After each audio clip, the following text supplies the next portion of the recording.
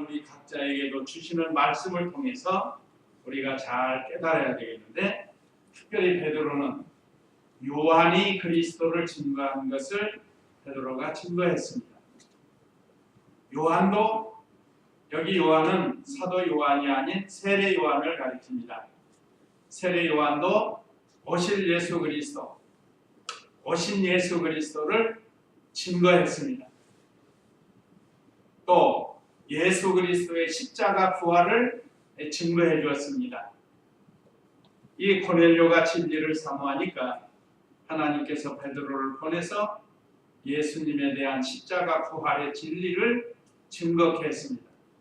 오늘날 가장 중요한 것이 이것입니다. 우리가 교회 생활을 오래 했어도 우리는 늘 들어도 또 듣고 싶고 감사한 말씀이 바로 이 십자가와 부활입니다. 십자가를 통해서는 택한 백성들의 모든 죄를 씻어주시는 그 은혜를 알게 하시고, 부활을 통해서는 영원히 죽지 않는, 영은 말씀과 성령으로 이미 살아났고 이제 우리 육체도 부활한다는 것. 내가 병원에 가보면 참 많은 사람들이 질병으로, 참 여러 가지 병으로 고통을 당하고 그러다가 세상 떠나는 것들을 봅니다. 지금도 우리의 가족이나 친척이나 이웃들이나 친구들 중에도 이 고통 속에서 사는 사람들이 있습니다. 그래서 인간은 죄값으로 이런 고통을 당하는 거예요. 죄가 있기 때문에 이런 고통을 당하다가 결국은 멸망할 수밖에 없었는데, 우리 하나님께서 우리를 불쌍히 여기시고 예수님 보내서 우리의 모든 죄를 씻어주시고 하나님의 거룩한 자녀 삼으시고, 언제고 이 세상 떠나면 하나님 나라에 들어가게 하시고, 이제 주님이 오시면 영원히 죽지 않는 몸으로 다시 살게 되는 이 부활에, 세상에 많은 종교가 있지만 이런 종교는 없습니다. 다시 부활해서 영원히 사는 이런 귀한 진리의 말씀을 우리에게 주셨어요. 베드로를 통해서는 고넬료와 그 가정에게 은혜를 주셨습니다. 그런 다음에 오늘 이제 우리가 교독한 44절로 48절은 성령이 고넬료의 가정에 임했습니다. 이 보혜사 성령께서 놀라운 역사로 고넬료 가정에 임하는 것을 베드로와 같이 갔던 6 제자들이 같이 그 사건을 목격하게 됩니다. 그래서 오늘 44절로 48절은 성령이 고넬료의 가정에 임함, 제가 주보에는 고넬료의 가정의 성령의 역사, 칸이 좀 작아서 약간 이렇게 바꿔내 뜻을 봤습니다. 성령이 고넬료의 가정에 임한 것이나 고넬료의 가정에 성령의 역사가 나타난 거나 같은 뜻이라. 그러면 44절 읽어보세요. 베드로가 아직 이 말을 하고 있을 때에 성령께서 그 말을 듣는 모든 이들에게 임하셨다. 베드로와 함께 왔던 할례받는 신자들이 이방인들에게도 성령의 선물이 부어진 것 때문에 모두 놀랐으니, 이는 그들이 방언으로 말하고 하나님을 높이는 것을 들었기 때문이다.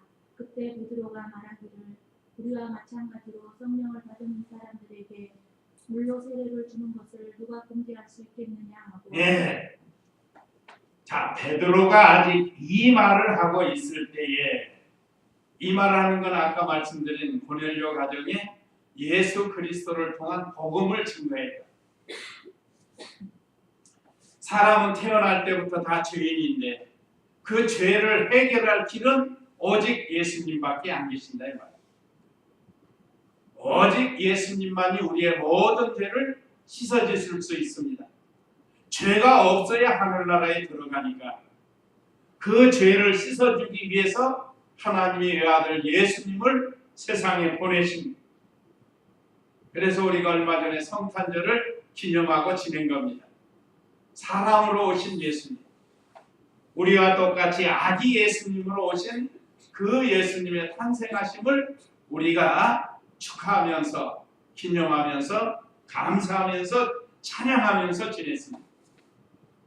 우리가 예수님이 없이는 구원받을 길이 없다는 것을 성경에 여러 곳에 말씀하셨습니다. 그런데도 요즘 허튼 소리 하는 사람들이 있는데 이 종교에도 구원이 있다는 거예요. 기독교만 구원이 있다고 주장하지 말라는 거예요. 너무 독선적이라는 거예요. 우리 하나님은 독선이십니다. 그 누구도 영광 받기를 원치 않으셔요. 하나님만이 영광 받기를 원하십니다. 피조물이 감히 하나님의 영광을 도적질하는, 요즘 도적질하는 사람 많아요. 사람도 도적질하고 피조물도 도적질하고 하나님 영광을 도적질하는. 우리는 오직 영광 돌리실 분은 하나님이신데 그 영광 돌리는 방법은 그리스도 없이는 안 되는 겁니다. 그리스도를 제껴놓고 하나님께 영광 돌리는 건 가짜예요. 100% 정답이 아닙니다. 그러니까 참으로 하나님께 영광을 돌리려면 예수님을 믿어야 된다는 겁니다. 예수님을 믿어야. 그래서 베드로가 고넬료 가정에게 이 복음을 전했다. 그러니까 아직 이 말을 하고 있을 때에 성령께서 그 말을 듣는 모든 이들에게 임하셨다 그랬다. 온 가족, 거기 모인 사람이 다 성령의 역사를 체험하게 됐다는 것. 오늘 저와 우리 성도님들도 말씀과 성령으로 우리가 중생, 다시 살아났습니다. 그게 거듭났다는 것. 중생이라는 건 다시 살아난 것을 가지고, 다른 말로는 거듭났다고 하는 겁니다. 다시 산 거예요. 그러니까 우리 개인 다 한 사람이 한 사람이 이 세상에 아무리 세월이 바뀌고 인구가 많아도 나는 나 한 사람뿐이 없습니다. 다른 사람이 내가 될 수가 없어요. 얼마나 그동안 왔다 간 사람도 많고 현재 있는 사람도 많고 앞으로 올 사람도 있지만 그렇다고 할지라도 나는 한 사람밖에 없어요. 여기 1인국인은 한 사람밖에 없습니다. 우리 성도님들도 마찬가지예요. 두 사람이 있을 수 없어요.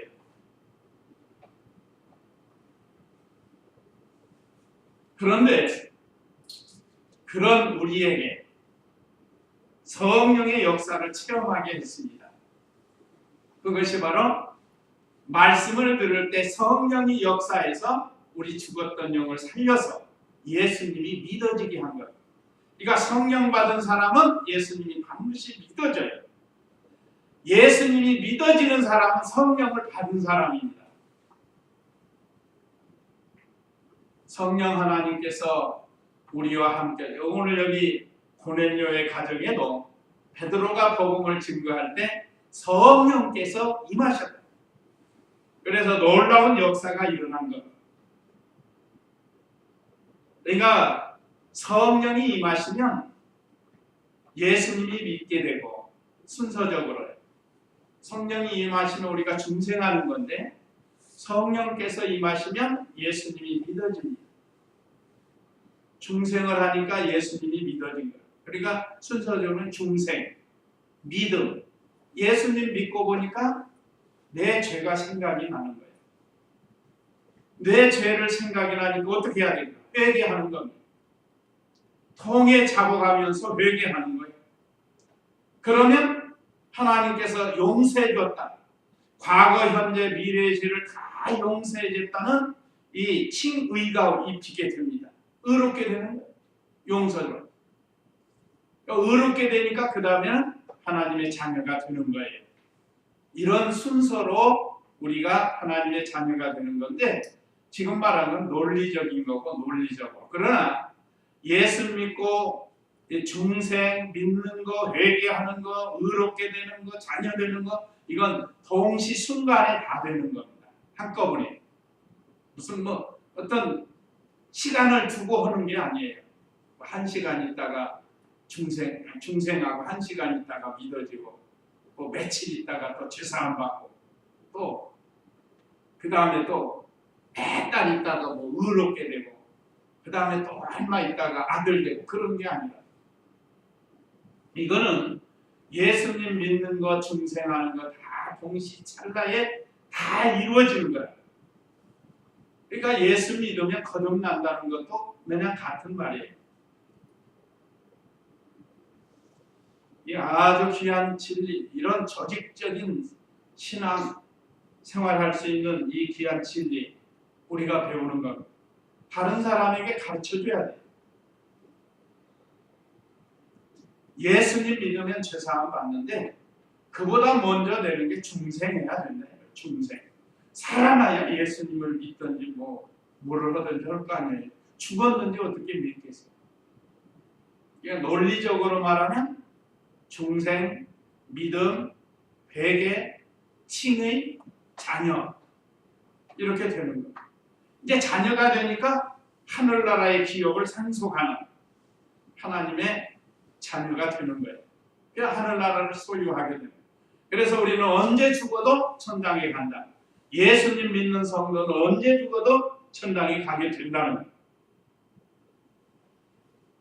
그래서 여기 45절에 베드로와 함께 왔던 할례받은 친자들이 이방인들에게도 성령의 선물로 부어진 것 때문에 모두 놀랐으니 여기 할례받은 자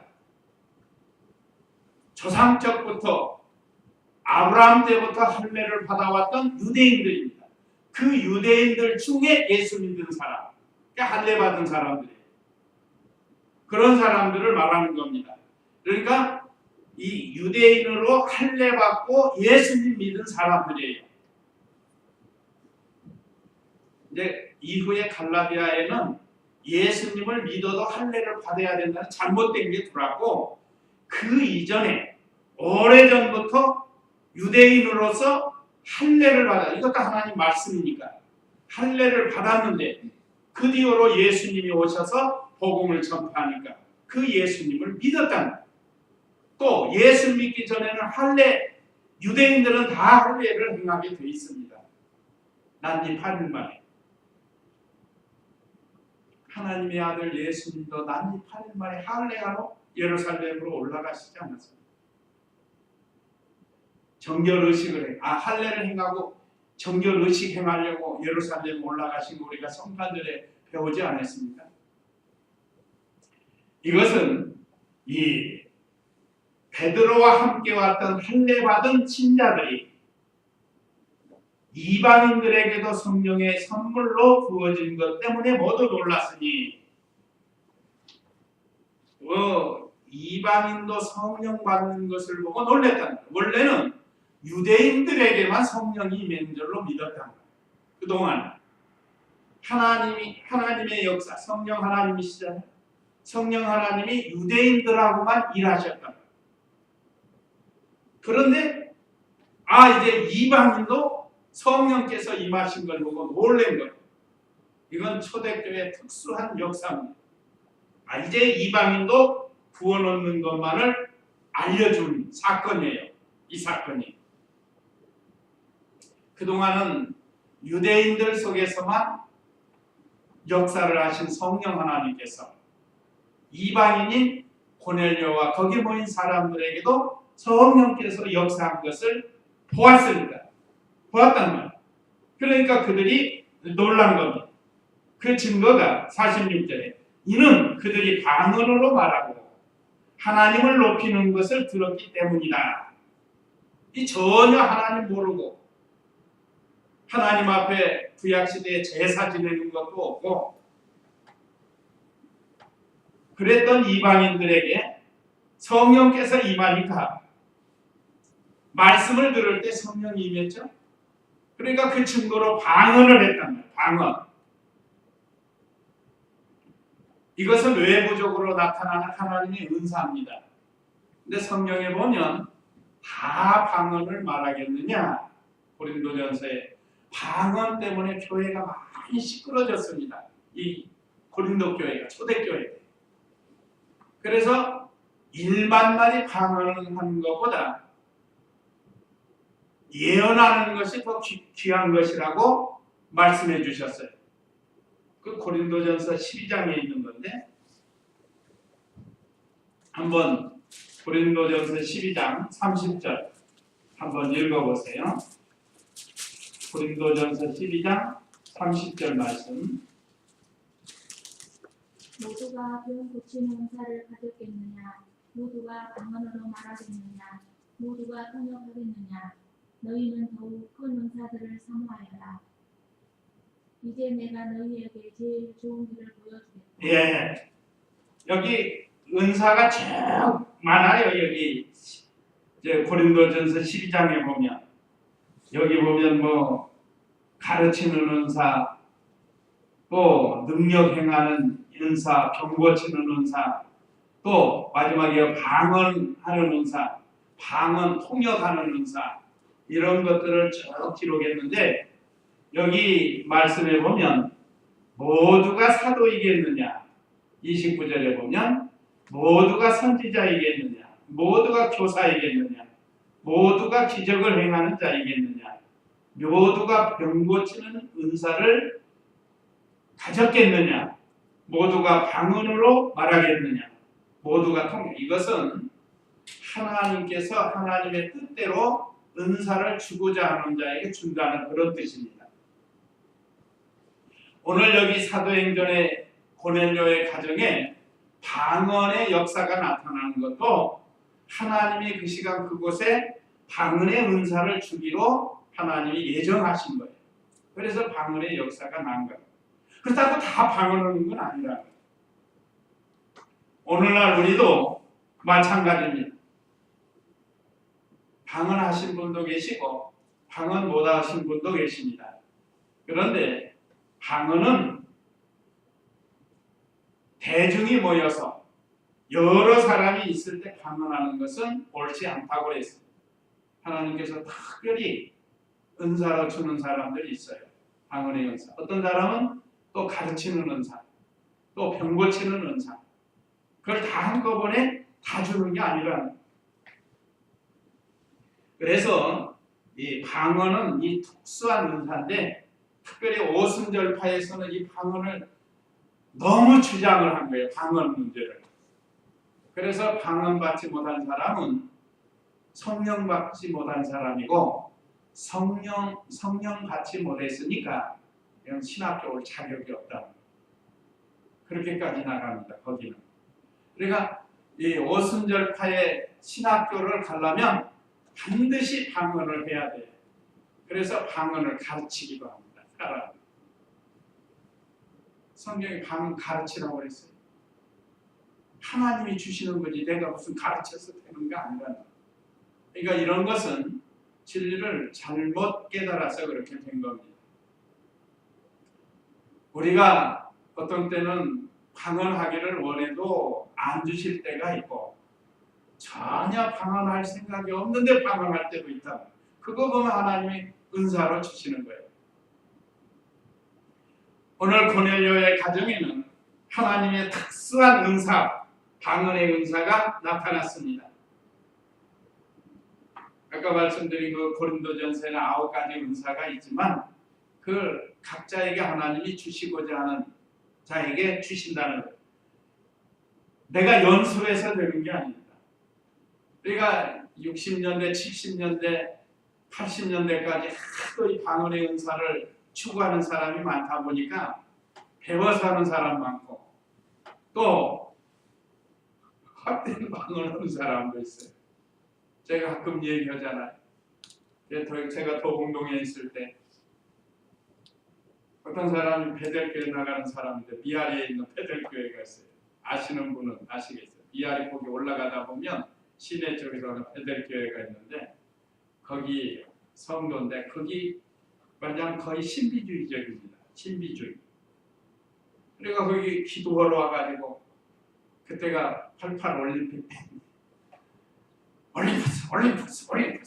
올림픽 한다는 걸 계속 그거 방언한다고 그거 하고 있어요. 이건 저도 듣고 거기 기도하러 오시는 목사님도 들으셨어요. 그런데 그걸 말씀을 하신 거예요. 그러니까 이 방언을 부정하는 것은 아닙니다. 부정하면은 안 돼요. 방언은 특수한 은사로 어떤 개인에게 은사로 주실 수 있어요. 근데 그걸 또 자랑하고 다니면 안 되고, 또 많은 회중 앞에서 다른 사람은 다 한국말로 기도하는데 혼자 막 따따따따따따따따 하면서 기도하면 말, 그런 사람들이 있어요. 참 그런 사람들이 있었다고. 그리고 자기는 방언으로 기도했다는 좋다는. 이게 그래서 고린도 교회가 이렇게 방언이 문란해지니까, 그래서 방언을 절제하도록 바울을 통해서 하나님께서 말씀을 주신 거예요. 꼭 방언을 하려면 통역을 양쪽에 세워가지고, 예를 들어서 방언하는 사람이 방언을 했는 오른쪽 사람한테 지금 뭐라고 했는지 적어라, 왼쪽 사람에게 지금 뭐라고 했는지 적어라. 통역사가 있어가지고 의견이 일치가 돼야 그게 진짜 방언이에요. 그것이. 그러니까 참으로 하나님이 주신 방언이라고 하면, 방언 통역하는 사람이 양쪽에서 똑같이 그걸 기록하면 똑같이 나오게 돼 있단 말이에요. 그게 하나님께서 주시는 참된 방언입니다. 그리고 개인적으로 주는 방언도 이렇게 은밀하게 조용하게 은사로 주실 때가 있어요. 그건 하나님이 살아계심을 깨닫게 하려고 주실 때가 있습니다. 우리가 이렇게 바로 배워서 해야 돼요. 저도 합동측 있을 때 참 이거 막 역사가 나타날 때 제가 총각 때입니다. 그때 26살 때 뭐 아주 굉장했어요. 근데 이게 바로 배워가지고 또 바로 정립을 하죠. 저도 방언도 해봤지만, 그래서 성도들이 있는 데서는 방언 안 해요.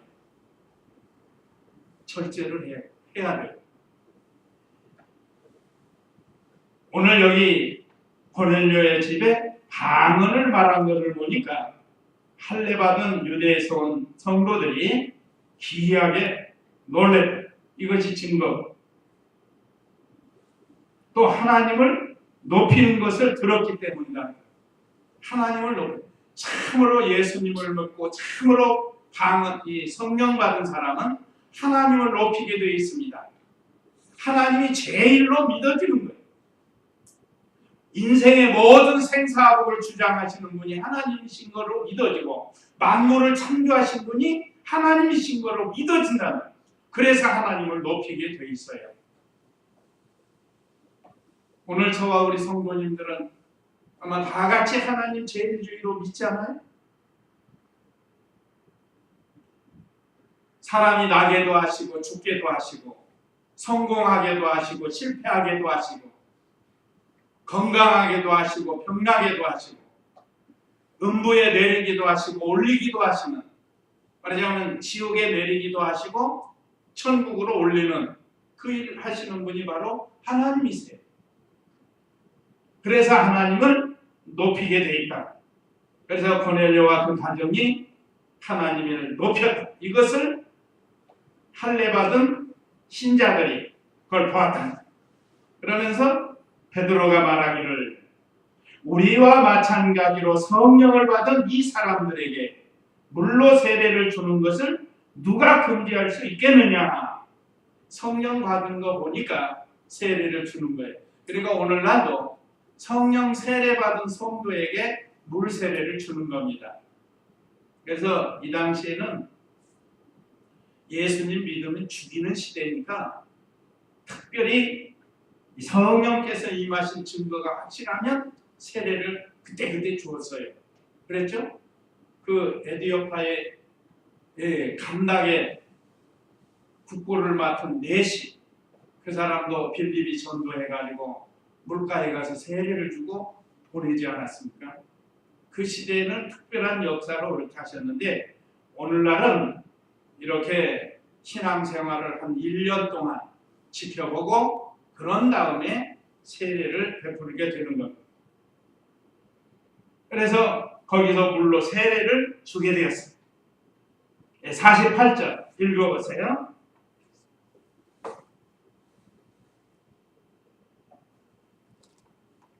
그들에게 예수 그리스도의 이름으로 세례를 받으라고 명령하였다. 그러자 그들이 그에게 며칠 더 머물도록 요청하였다. 예. 자, 물 세례 주는 것을 누가 그럴까? 그러니까 어느 시대나 예수님을 믿는 사람은 성령을 받은 사람이니까 성령 세례 받은 사람에게 물 세례를 주는 것이 이거 옳은 거예요. 제가 언젠가도 말씀드렸지만 군대에 가면 집단 세례식 있다고 한 거예요. 집단 세례식. 그러니까 믿음 없는 군인들이 초코파이 얻어먹으려고 그냥 나도 세례 받는다는데 우리 형님도 연무대에서 그걸 했다고. 연무대 그 훈련병들 있잖아요. 그러면 그 지역 목사님들이 쫙 나서 줄 쫙 서가지고 그 수백 명에게 세례를 준대요. 그게 집단 세례식이에요. 그러니까 거기는 가짜들도 있어요. 가짜들. 실제로는 예수님 믿지 않으면서 남들이 하니까 호기심에 와서 하는 사람도 있고 초코파이 하나 얻어먹으려고 하는 사람도 있고 그래가지고 세례를 베푼다고 해요. 그거는 성령 세례 받지 않으면 소용이 없다는 거. 아무리 물 세례 20번, 10번 받아도 10번, 20번 받아도 성령 세례 받지 않으면 아무 효과가 없어요. 그건. 그러나 성령 세례를 받았는데 물 세례를 못 받았다. 그건 효과가 있는 거예요. 그래도 물 세례 못 받는 것이 좋은데 그렇지 못한 경우가 있습니다. 우리 성경에서는 예수님과 함께 십자가에 죽은 우측 강도 같은 사람. 언제 예수님이 언제 그 세례 주겠어요? 누가 세례 주겠어요? 그럴 때는 성령 세례를 받았기 때문에 오늘 너희가 나와 함께 낙원에 이르리라 하셨으니까. 그러니까 성령 세례 받은 사람은 예수님을 반드시 믿습니다. 예수님을 믿은 사람은 성령 세례를 받은 거예요. 오늘 여기 44절로 48절 내용이 바로 그런 건 예수님 믿어진 사람은 성령 세례 받은 사람. 세례라는 건 씻어 정결케 하는 거 아니에요? 그러니까 예수님을 믿으면 성령께서 임하셔서 우리 과거, 현재, 미래 죄를 다 소멸해 주시는 그게 세례라는 거예요. 씻어서 정결케 하는 영적으로 깨끗하게 해준 거예요. 그런 사람에게 1년 동안 신앙생활 하는 것을 보고 우리가 이 적수 세례를 하게 되는 겁니다. 그래서 예수 그리스도의 이름으로 세례를 받으라고 베드로가 명령을 하니까 거기 있는 사람들이 다 세례를 받게 됐습니다. 우리 예수님께서 친히 마태복음 28장에서 그랬죠. 너희는 가서 모든 족속으로 제자를 삼아 아버지와 아들과 성령의 이름으로 세례를 주고 그랬다. 그래서 성부와 성자와 성령의 이름으로 세례를 주노라 한다. 그래서 유아 세례가 있고 그 다음에 유아 세례 받은 사람이 장성하면 입교식을 하는 거예요. 이게 세례식과 같은 거예요. 그 다음에 어렸을 때 한 번 세례 받은 사람이 다음에 커서 또 세례 받는 것은 아니에요. 그냥 입교식이 세례식과 같은 거예요. 이미 세례를 받았어요. 그 다음에 장년들은 이 신앙 고백 후에 세례를 베풀게 되는 겁니다. 자, 그 다음에 이제 11장 장명은 예루살렘에 이제 베드로가 올라가서 어떤 일이 일어나는가. 먼저 1절에서 3절은 유대인들이 베드로를 힐난을 했습니다. 1절 읽어보세요. 유대인 사도들과 형제들이 이방인들과 하나님의 말씀을 받아들였다는 소식을 들었다. 예. 자, 유대에 있는 사도들과 형제들이 이방인들도 하나님의 말씀을 받아들였다는 소식을 들었다. 누구네 집에서 하나님의 말씀을 받은 거죠? 고넬료의 집에서. 이 사건이 특수한 사건이기 때문에 지금 우리는 그런 환경이 아니니까 잘 모르지만 유대인들에게 있어서는 이건 굉장한 사건입니다. 지금 이방인들에게 전도 소식을 들었다는 예루살렘에 있는 교회를. 그래서 여기 유대에 있는 사도들과 형제들이 이방인들도 하나님의 말씀을 받아들였다는 소식을 들었다. 여기 베드로가 고넬료의 가정에서 복음을 전하고 하나님 말씀을 들었다는 그 소식이 예루살렘에게도 전달이 됐답니다. 또 유대까지도 알려지게 됐습니다. 이것은 이방인에게 복음이 증거되고 성령의 역사가 나타났다는 것, 이건 아주 놀라운 사건이다. 아까 말씀드린 것처럼. 예를 들면요, 김정은에게 가서 복음을 전했더니 예수님을 믿고 세례를 받았다. 그럼 놀라겠어요? 안 놀라겠어요? 특별히 우리 기독 신자들이 놀라겠습니까? 안 놀라겠습니까? 얼마나 놀라겠어요? 이 소문이 순식간에 퍼진단 말이에요. 순식간에. 요즘은 뭐 스마트폰 시대에서 다 해가지고 금방 우리나라의 모든 성도들에게 전해질 거 아니에요. 얼마나 기쁜 소식이겠어요. 그런 날이 빨리 오면 좋겠어요. 내일이라도 아니면 한 달 안에라도 이런 소식이 전해진다고 하면 얼마나 놀랄 만한 일이겠어요. 과거에 소련의 고르바초프가 예수님을 영접하고 그동안 공산주의 했던 그 공산주의를 탈피하고 종교의 자유를 선포했다는 것. 그때 대단해요. 그때 하나님이 다 붙들어 주신 겁니다. 그래서 그 소련이 종교의 자유가 들어가지고 과거에는 소련 사람들은 공산주의는 힘이 없는 거예요. 그 사람들 무신론이라고. 무신론. 공산주의는 무신론입니다. 그런데 종교의 자유를 주니까 특별히 소련에는 그 정교가 있잖아요. 정교. 소련 정교회라는 기독교가 들어가면 말이야. 그게 얼마나 놀라운 사건이에요. 그때 제 전임전임이었던 노대영 목사님이 러시아에 들어가가지고 혼자 독학하면서 러시아어를 해가지고 지금은 거기다 학교도 세우고 그 목사님 지금 한 20년 훨씬 넘었어요. 거기 간.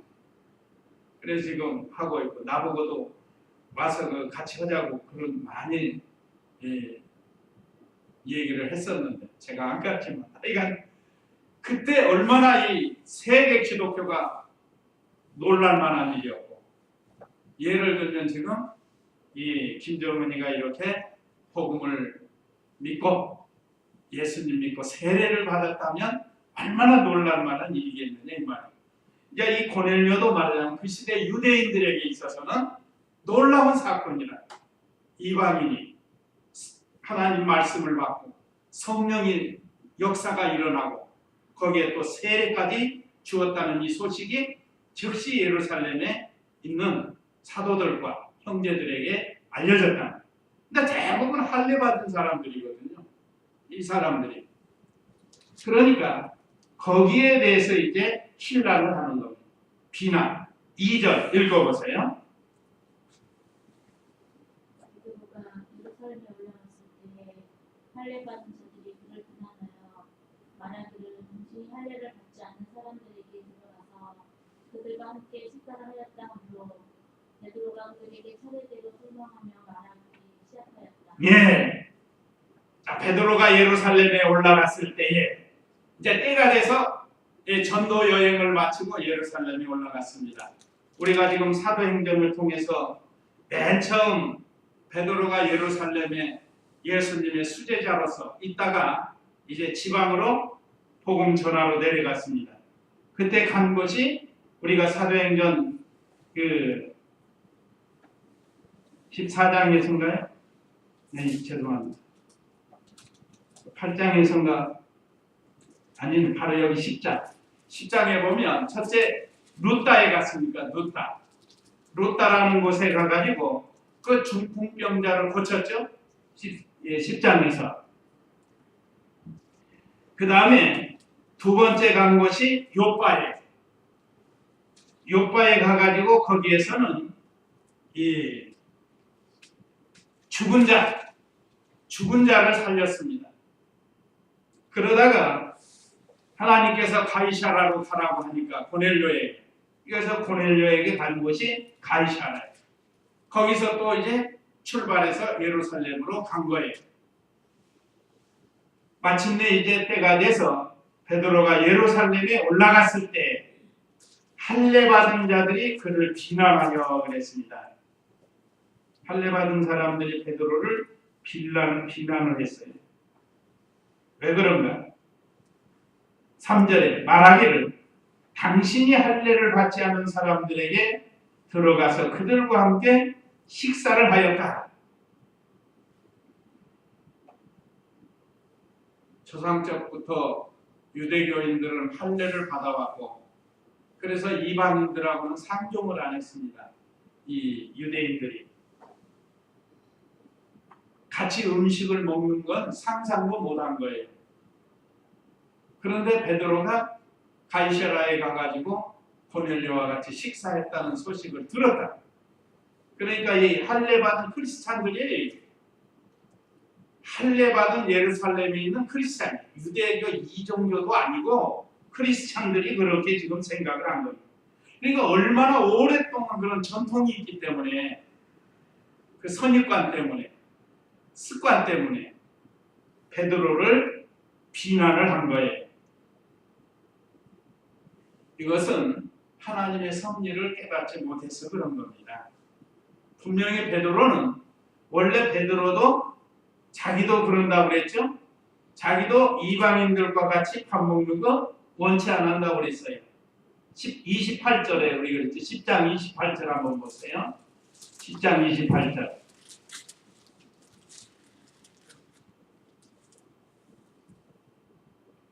베드로가 그들에게 말하기를 유대인이 이방인과 교제하거나 가까이 하는 것이 큰 일의 것인 줄을 너희도 알 것이다. 그러나 하나님께서 나에게 지시하시어 사람은 속되거나 깨끗하지 않다고 말하지만 예, 이거 보세요. 베드로가 그들에게 말하기를 유대인이 이방인과 교제하거나 가까이 하는 것이 금지된 것인 줄을 너희도 알 것이다. 베드로도 이런 신앙을 가지고 있어요. 유대교인으로서. 그래서 이방인들과 같이 교제, 식사도 같이 안 했단 말이에요. 사람이 교제하는 것 중에 식사 많이 하잖아요. 그러니까 베드로도 그렇게 안 했는데, 그런데 베드로가 그렇게 하고 오니까 예루살렘에 있는 사도들과 성도들이 베드로를 잘못했다고 지금 비난을 한 거예요. 그래서 베드로가 그들에게 차례대로 설명하며 말하기를 시작하였다. 그래서 여기서 이 할례자로서 크리스찬이 된 이 사람들, 오랜 전통 때문에, 오랜 그 습관 때문에 이렇게 따졌습니다. 그 얼마나 좋은 일이에요. 하나님께서 베드로를 통해서 복음을 전해가지고 이방인이 예수님을 믿고 구원받은 이 최고의 기쁜 일인데, 그 오랜 전통 가지고 따지는, 자기들이 잘못하고. 그렇지만 베드로는 그들과 다투거나 싸우지 않고 잘 설명해 줍니다. 이제 5절 이하에 보면. 그건 이제 다음 시간에 하게 되는데, 이 사람들은 예수 믿어 구원받은 것은 묻지 않고 자기들의 오랜 전통, 습관, 왜 지키지 않았느냐, 왜 무할례자와 함께 음식을 먹었느냐, 이거 가지고 지금 베드로를 따지는 거예요. 그러니까 진리 문제나 종교적인 문제보다는 의식적인 문제를 가지고 지금 베드로를 공격을 하는 겁니다. 이건 잘못된 거예요. 오늘날 우리도 까딱하면 이런 자리에 빠질 수가 있습니다. 참으로 하나님의 말씀을 잘못 가르치거나 잘못되었을 때 신랑하는 거, 비난하는 거, 그것도 사실은 옳지 않죠. 잘 불러서 물어보고 무슨 일로 그랬는지 그렇게 하고서 잘 일을 결정을 해야지. 이렇게 비난하고 원망하고 그렇게 하는 것은 오히려 덕이 못 되는 겁니다.